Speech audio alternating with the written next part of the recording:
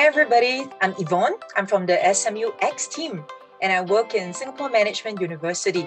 I'm a working mom of two and I'm very happy to be able to be here. Hi, my name is Sufyan. You can call me Ian. I'm a year 2 SMU business student. I enjoy working out, spending time with family and friends, and experimenting new stuff. One of the initiatives I came up with was I decided to put together care packages for cleaners. So there was once I struck a conversation with this auntie and she was wiping, the handles, she was wiping the surface of the door. So I noticed that she wasn't wearing gloves, even though there were a pair of gloves at, where the trolley or the cleaning equipment were. So I asked, hey auntie, why you don't want to use the gloves, right? She said, it's very hard, number one, to rinse, to dry up that towel with gloves on. And number two, she realized that even the gloves are not of very, very good quality. So it didn't matter whether she used gloves or not. And I noticed that her hands were all wrinkled. I think it's not just the water, it's also the chemicals in that bucket of water. Then I, asked her, so, do you put lotion and all? And the next thing that she said to me really broke my heart. She said that, I'm old already lah. Don't need to put this kind of lotion. It's okay. I looked at her and I felt so sad because what she's trying to say to me is, I'm old.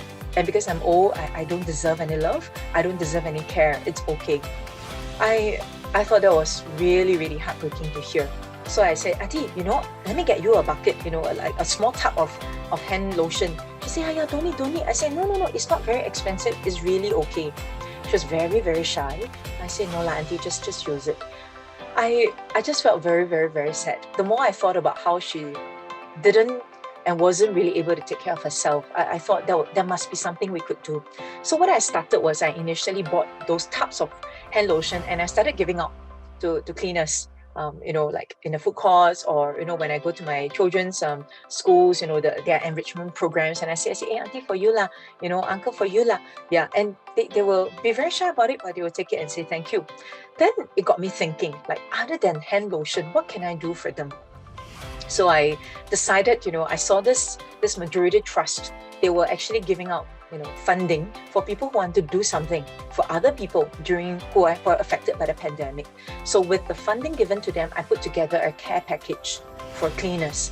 And the care package had, very little things. It's not like exorbitantly priced. It's symbolic, I would say, that, packets, or rather the items in the packets really was to tell the cleaners that we care for them, that regardless of their jobs, regardless of their ages, they are worthy of care and respect. I had a friend who brought her young 2-year-old daughter and husband. So the 3 of them, plus the 4 of us, 7 of us were in my living room, the floor, and we were just packing and packing. I realized that it literally just took us, one evening. We rolled up our sleeves, literally got our hands dirty and messy, and we just packed. Eventually, thankful to the Majority Trust's funding, we packed about 300 packets. I know it's not a lot, but I'm very happy to be able to start something and do something. I'm currently actively involved in SMU Berkada, a club where Filipinos, both local and overseas, come together to celebrate our roots. And as for my business, I sell animal feed, specifically hay, to the small animal market, and currently another products in the making. It was formed on the basis of my love for animals. So I translated this love to giving back to society. I sell hay to earn revenue.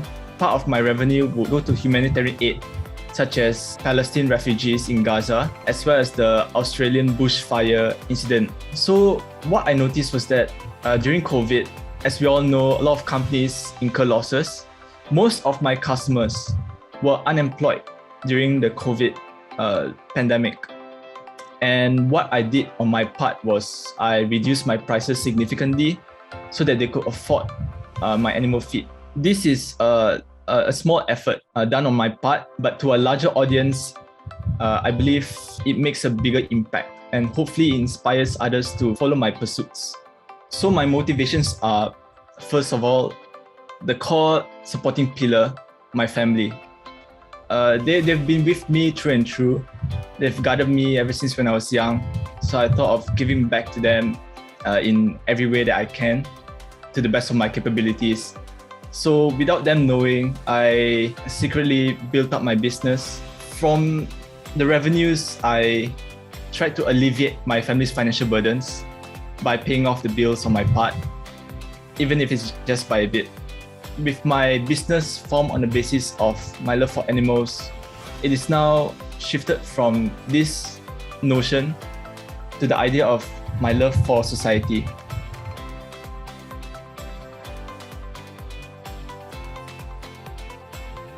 I would say one of my key takeaways from all these experiences is that, it really doesn't take a lot to do something for someone else. I realized that it really, really doesn't take a lot to just roll up my sleeves to want to do something. And, we have read so much about pandemic fatigue. We have read so much about people feeling blue and down during the pandemic. I really believe that we can do good, add value, and call out the good in people, especially when times are bad. Because, seriously, all of us are managing various challenges. And sometimes I find that the more somebody looks okay, the more somebody looks normal and well, all the more we need to check on that person and say, hey, is everything okay? Yeah, because around us, we have a lot of people who want to look strong and remain strong for others, not realizing that they are actually facing their own challenges. We really need to keep a lookout for one another. Even before the pandemic, we already know the world is not an easy place. Sometimes people can be challenging, work can be challenging, children can be challenging, life can be challenging. But if there's something, just one thing that we can do to help people, wouldn't it make the world a better place to live in? So my first key takeaway is self-love before selfless love.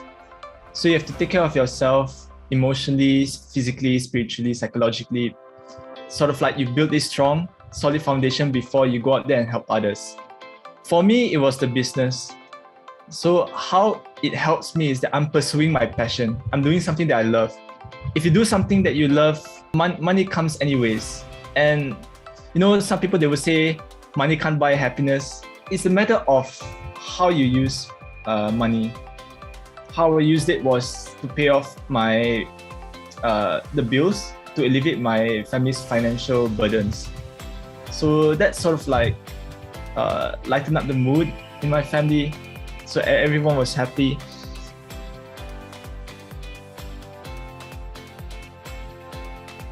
When I hear the phrase, I wish you enough.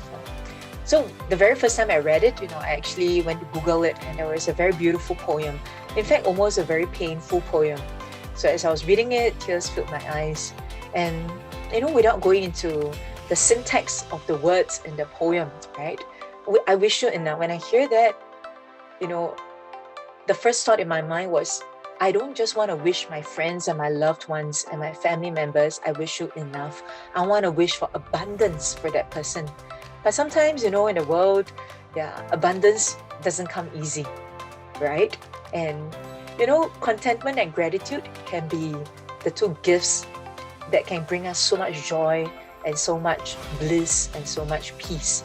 So when I hear the four words, I wish you enough, I no longer wish for abundance for people, because sometimes abundance really is such a rarity.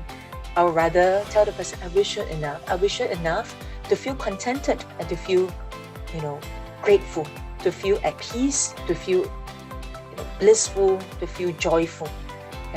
I wish you enough. I wish you enough of everything, so that you feel that, hey, I'm in this world for a purpose, for a destiny. I am in this world to add value because I have enough.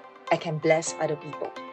At some point in our lives, we have to stop depending on other people to guide us on our own journeys, to handhold us in everything that we do.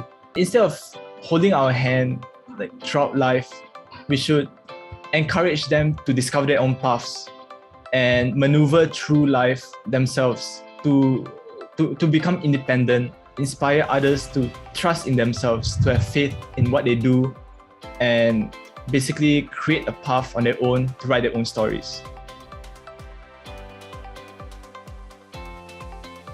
I think these are really not easy times for us.